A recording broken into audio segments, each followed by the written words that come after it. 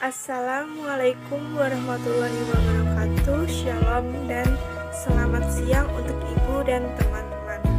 Di sini kami dari kelompok 3 akan memberikan video mengenai penjelasan tentang jenis obat dan cara pemberian atau injeksi sesuai kewenangan bidan. Berikut video penjelasan dari kelompok kami. Obat merupakan sebuah substansi yang diberikan kepada manusia atau binatang sebagai perawatan, pengobatan, atau bahkan pencegahan terhadap berbagai gangguan yang terjadi dalam tubuh. Pentingnya bidan untuk mempelajari farmakologi agar dapat memahami tentang efek dari obat yang diharapkan sehingga mampu mengevaluasi efek pengobatan. Yang kedua yaitu faktor-faktor yang mempengaruhi reaksi obat. Yang pertama, absorpsi obat. Proses penggerakan obat dari sumber ke dalam tubuh melalui aliran darah, kecuali jenis topikal. Yang kedua yaitu distribusi obat ke dalam tubuh, yaitu setelah obat diabsorpsi, kemudian obat didistribusi ke dalam darah melalui vaskular dan sistem limfatis menuju sel dan masuk ke dalam jaringan tertentu. Faktor-faktor yang mempengaruhi reaksi obat. Metabolisme obat. Setelah melalui sirkulasi, obat akan mengalami proses metabolisme. Obat ikut sirkulasi ke jaringan, kemudian berinteraksi dengan sel dan melakukan perubahan zat kimia hingga menjadi lebih aktif, bereaksi disekresikan. Ekresi sisa.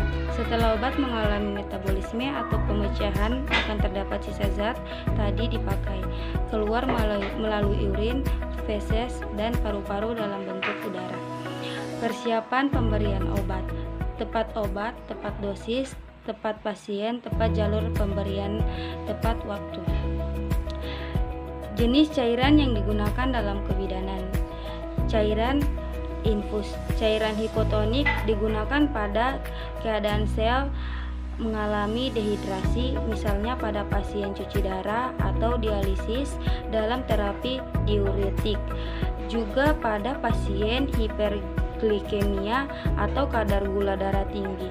Demikian ketoasidosis diabetik, contohnya adalah NaCl 45% dan dektrosa 2,5%. Cairan istonik bermanfaat pada pasien yang mengalami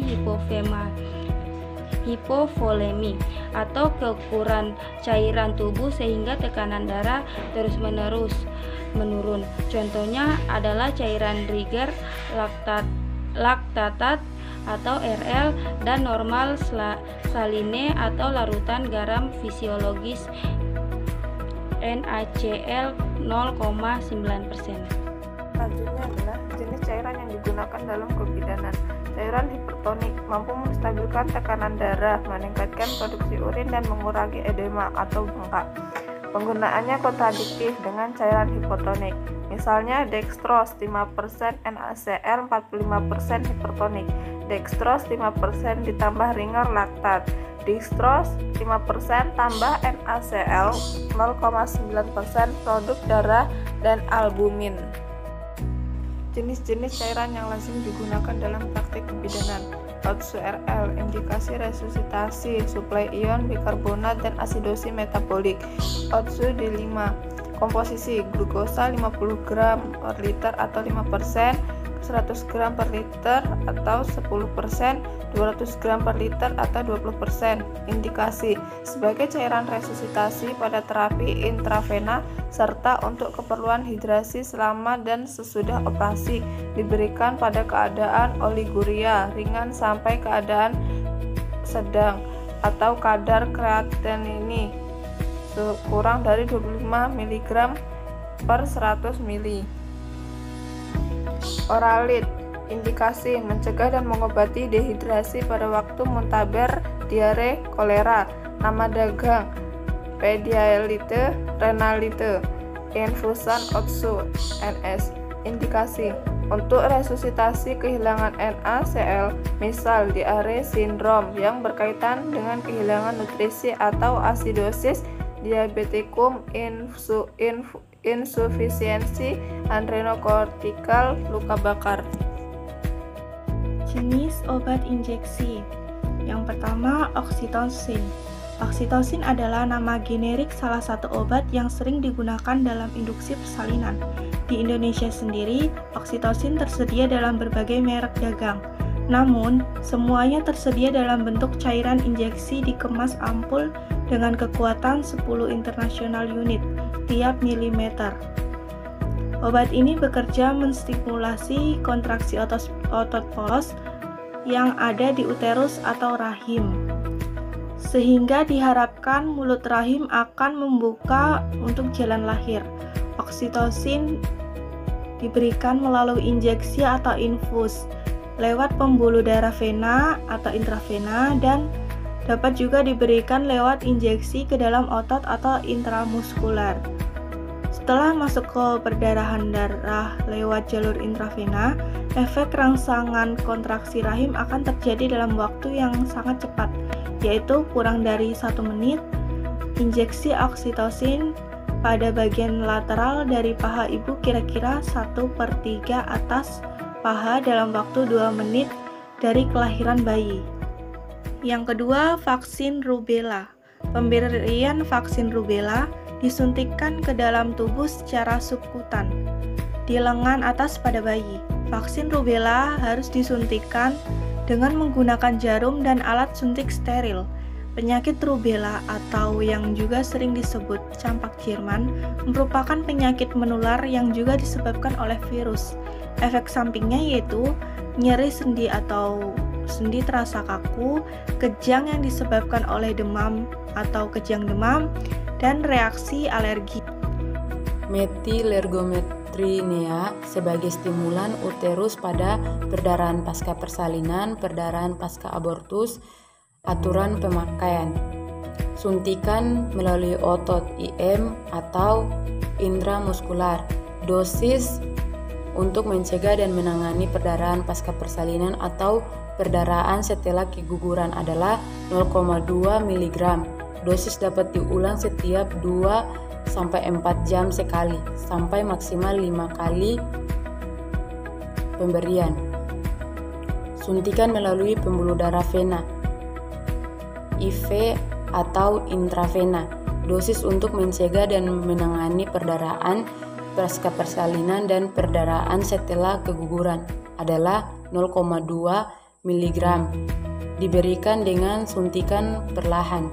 Dosis dapat diulang setiap 2-4 jam sekali, sampai maksimal 5 kali pemberian. Medroxyprogesterone adalah kontrasepsi injeksi yang bekerja dengan menghambat gonadotropin hipofisis sehingga mencegah maturasi dan ovulasi folikel, proses menstruasi atau yang biasa digunakan untuk obat KB. Indikasi penggunaan medroxyprogesterone acetate parenteral terutama adalah untuk mencegah kehamilan pada wanita subur. 150 mg injeksi IM di lengan atas, diploid atau bokong gluteal setiap 3 bulan, 12-14 minggu. Efek samping yang mungkin terjadi selama menggunakan medroxyprogesterone antara lain nyeri di tempat injeksi, kelalaian, susah tidur, pusing, sakit kepala, mual, nyeri payudara, kenaikan atau penurunan berat badan.